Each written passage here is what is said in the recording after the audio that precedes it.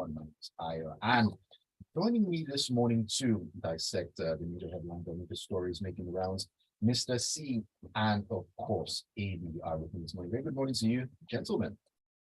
Good morning. Thank you. Good morning, Aya. Good morning, AB. Good morning, Lagos. And let's do what we have to do in spite of the rain. That's right. But before we get right into the headlines, just to let you know, you can be a part of the discussion this morning by sending your messages in via WhatsApp on 0809-444-0981. We're also streaming live on YouTube. Yes, that is at Smooth 981 FM at Lagos. So when you drop your comments and your thoughts on the headline and the stories that we'll be discussing. All right, Mr. C, let's get right into our first story coming from the Punch this morning. And the Socioeconomic Rights and Accountability Project, SERAP, has urged the World Bank to suspend any disbursement of the $800 million loan to the federal government and to request the incoming administration to provide satisfactory explanations for the loan. Okay, so thank you, Ayo. So we're still in this business of the $800 million bank loan. And it's clear now that SERAP doesn't want the boys in government to clear this money before they leave. Now, on this money? Yeah, they are determined to disburse the money before they leave. Okay. So anyways, on a serious note, it raises questions as to the competence and the oversight of the National Assembly. They have 16 days to go. You didn't call for this loan 2-3 years ago. 14 did that. That's actually 14. It's actually 14. 2 weeks exactly. So there we go. So here is the problem. Why is it imperative that the money be spent now, given that the National Council of States strongly advised that the policy be suspended? And if the policy is being suspended, we're not even sure it will be resumed anytime soon. And even if they start the subsidy removal scheme, we don't know how long it will take. But we have a government that has not given us all the details. All we've gotten are very broad outlines of 10 million Nigerian vulnerable homes, 5,000 naira a month for 6 months. All of these things do not add up, do not make any sense. Now, SERAP is saying, it's asking the World Bank to suspend the disbursement of the loan until the incoming administration starts office. That makes a lot of sense and accords with reason. However, asking the incoming administration to provide satisfactory explanations for the loan might be stretching it unless these explanations are contained in the handover notes that should be given to the incoming administration. We must remember this agreement was signed on the 16th of August, 2022. That was last year. We only started hearing about it this year, and now the National Assembly is scrambling to ratify an agreement that has already been signed.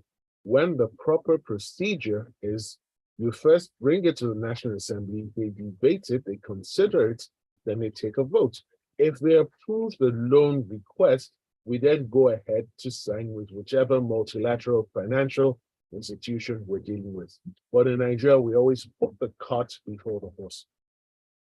So for me, suspend the disbursement of this loan, since we don't even know where we're headed with the subsidy removal scheme yet. And let us even interrogate further even the supposed or purported beneficiaries. I know there is a national social register, but we must interrogate how that register was populated. We must interrogate how it is updated. We must interrogate the integrity of the list itself. So there are many things that need to be done. We should not be in a hurry to disburse this loan, especially as it will not be used for any productive venture.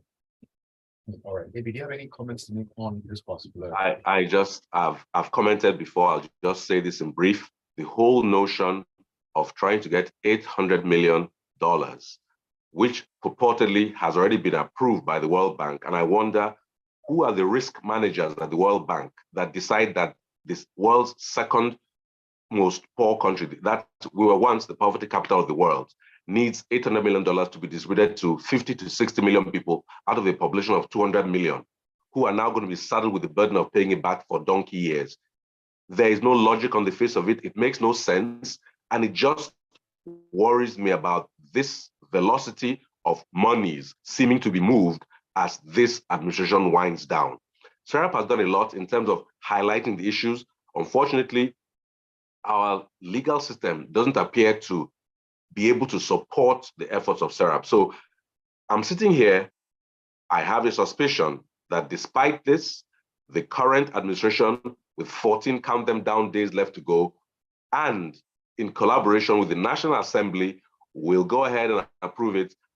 And we might never see it because it is highly unaccountable.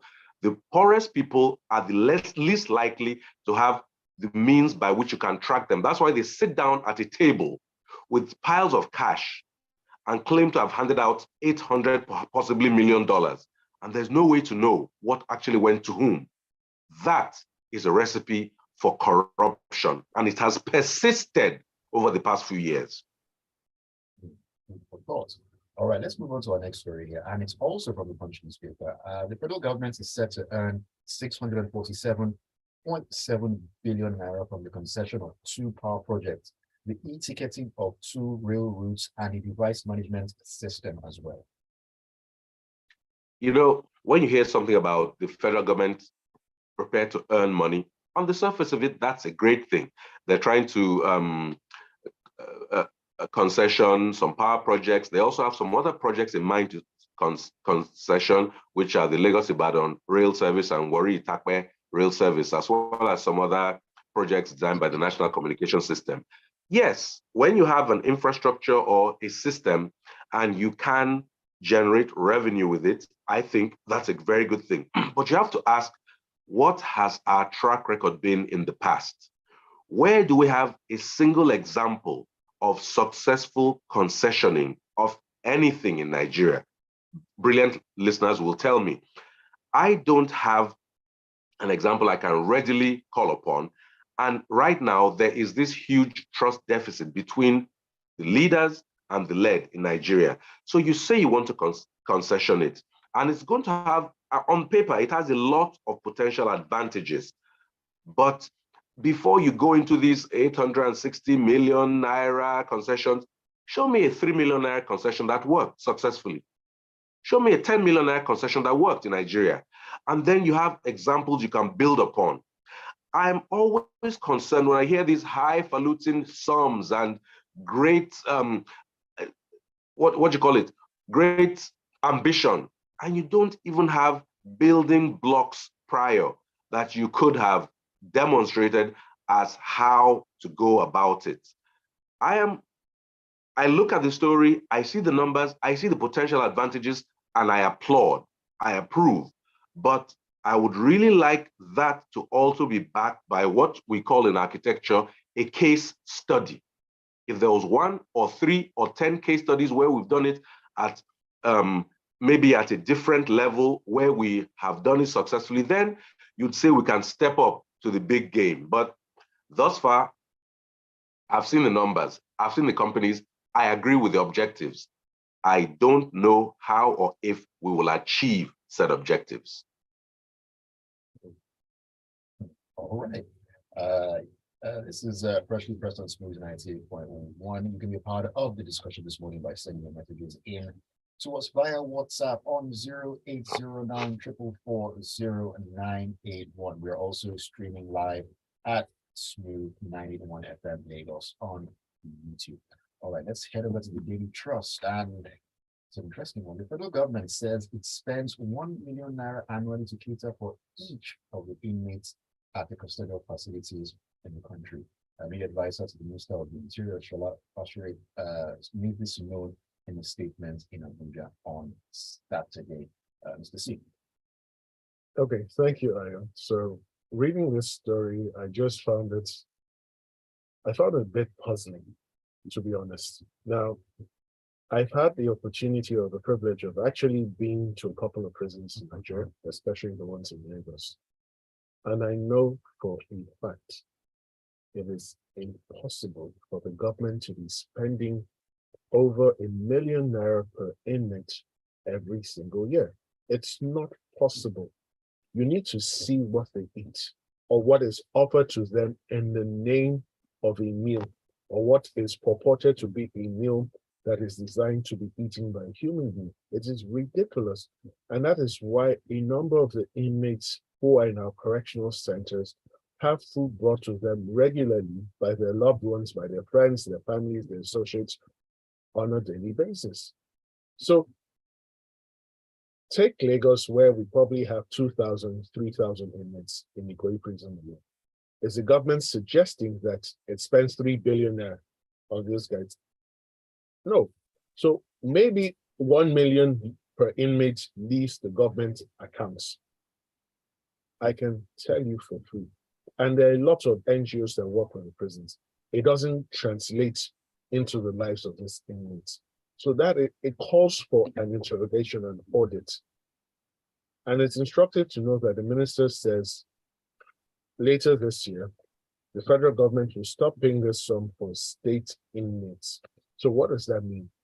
There are inmates that were convicted under state criminal laws, and there are inmates that were convicted under federal laws. So for each state, they would now have to take up the burden or the responsibility of feeding their inmates. Now, this sum, does it also cover people who are awaiting trial or people who have been remanded? Because inmates, strictly speaking, should refer to only people who have been convicted by a court of law. So what is the procedure, or who covers the burden obligation of feeding people who have been remanded or awaiting trial? So there are many questions flowing out of all of this.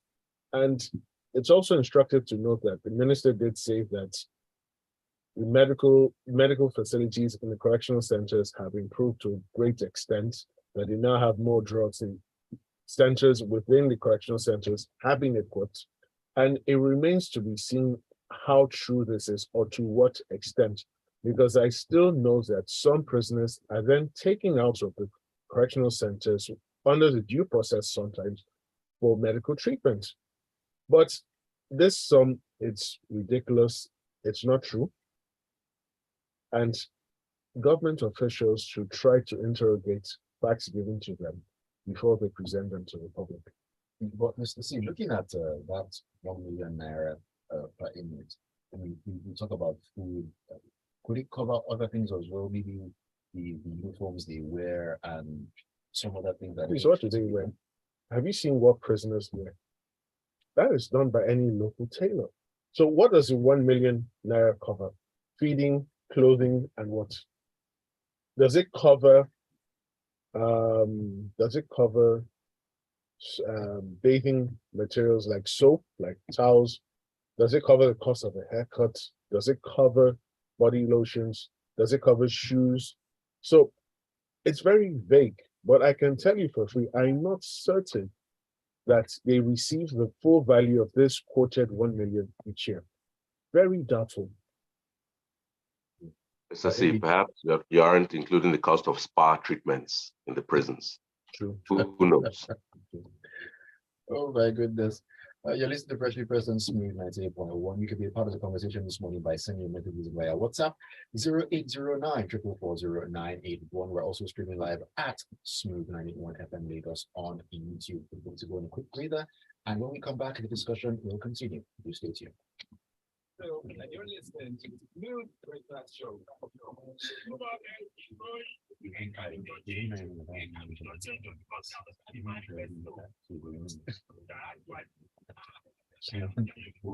$1 million. Oh, my goodness. The level of ridiculousness in this country is.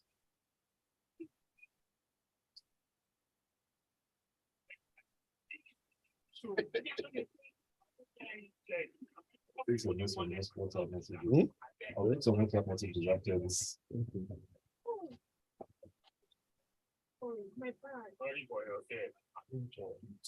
Activate the first money wallet and receive cash, make transfers, emails, and lots more, all with your phone number. Simply download the first money wallet app or dial *894*1# to enjoy boundless transaction with all without data.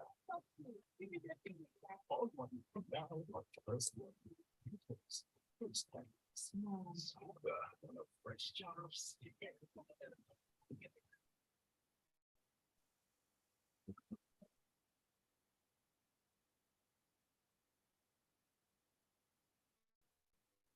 You're listening to Freshly Pressed on Smooth 98.1.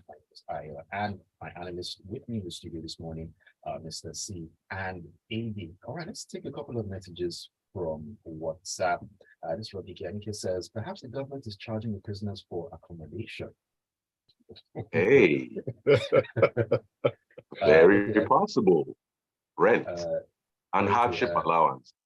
perhaps. All right, let's take another one here. This is from Victor Shion. He says, how much do parents spend on feeding their children in boarding schools every year?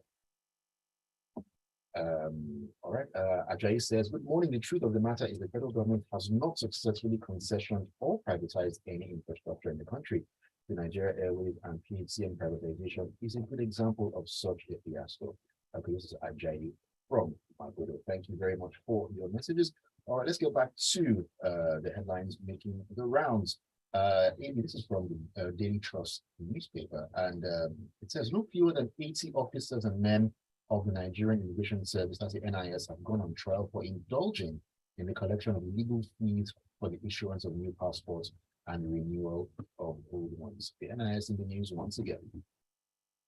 Now, I imagine that the purpose of a story like this is to inform and reassure the populace that the fight against corrupt practices and people is ongoing, and that these are some of the results and fallout of that. I don't have any reason not to take that story on its face value, but to interrogate the story a bit further. These people are supposed or alleged to be acting as agents or middlemen. That is, people on the staff of the Nigerian Immigration Service.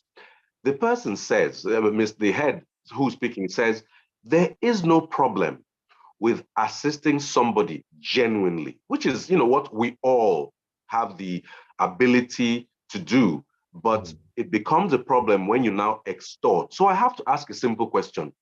Is there any single one of our listeners who has felt compelled to use a third party to get data for their phone? Broadly, the answer is no, because the process is so simple, straightforward, and transparent that you don't have a need. What it is alleged happens when you don't use a person, a third party, is that yes, you can fill in your form. Let me first of all talk about the good things. The NIS has done a lot in terms of making it much more accessible. You can go online, get your forms, fill in the forms and all that. Kudos, good credit to them. But what seems to happen, allegedly, is that when you try and go about it the proper, legal, and authorized way, the possibility exists that your application could be slow walked. By that, I mean it is seen, it is acknowledged, and it simply takes a Herculean time to go through the processing path. And that is why some people, under maybe some time pressure, feel encouraged or compelled to use these third parties. Listen, I don't know what other process to liken it to, but there are things that you start on A, you can see the progress of your item, and at B date, pretty much expectedly, you can get the result. If the NIS can make their process as open and transparent, meaning take it to a further level where you see, okay, you know how you call some places and say, you are number 14 on the queue. So you have an idea that, okay, 13 people are going to speak before my phone is picked. You get an idea of what to expect. Right now, by the time you fill in the form, perhaps it's a big black hole. And so people don't know exactly. If you tell people, look, it will take you 3 weeks from when you make the application and it's acknowledged to when, no, it'll take you 3 weeks to come and get your, on date so and so, come and get your capture. On date so and so, come and pick up your form. People will now work backwards and start in time where possible. There is no problem with what they call expedited service. That too exists, even abroad. You can speed up the issuance of a passport. So you can pick that for a cost or have your normal service. Right now, it's opaque And it's that opacity. Yes. Let me ask you something really quickly now. I like what you said about if the whole process is more transparent, where people know the current situation of the application and so on. But what is the guarantee that even though it's made transparent like that, what is the guarantee that those timelines will be strictly adhered to, bearing in mind the kind of environment that we have? The guarantee should be people's jobs lost. Listen, you are here every morning at 7:30 for Freshly Pressed. You said it's raining in Lagos. Nobody cares. You are there. If you decided not to be there consistently, you'd have a query and more. So if you are in the NIS, I'm not giving a 3-week time arbitrarily. Studies should be carried out to see what the processes are, incorporate risks like, lack of network, and then give a case scenario. Now, if something is even going wrong, the possibility exists where you inform the person. That is part of the transparency. But you can't have a situation where people just don't know, and in their anxiety now feel pushed to these third-party people. And of course, it is completely legal for an officer of the NIS to decide to become an agent who helps either slow walk you and subtly pushes you towards himself or his colleague to now make it look faster. So it is possible to track any process. If you're not measuring anything, you're not managing it properly. So measure the times, measure the tasks, and ensure that people can get transparent information and updates on when their products are ready. Then anybody who is now seemingly identified as the clog in the wheel, their job is forfeit. Honestly, 1, 2, or 20 people are let go, everybody else will adhere with the timeline, just like you do every morning to bring us the wonderful programs you do on your station. All right, Mr. C, any comments on that? So I agree with everything AB has said, and it speaks to the near absence of KPIs in the government sectors, in the government agencies.